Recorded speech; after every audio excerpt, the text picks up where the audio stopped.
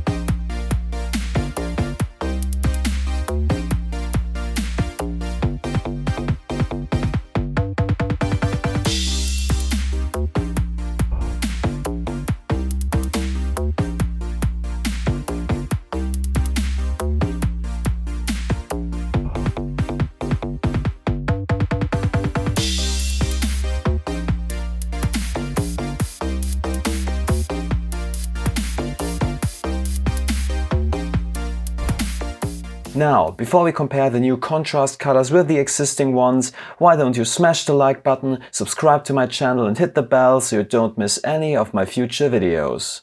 You can also support me on Patreon for exclusive tutorials and resources. Thanks a lot, and here is my color swatch with all 61 old and new contrast paints, which I hand painted on White Scar primed plastic card and photographed under a daylight lamp to reproduce the colors as true to life as possible.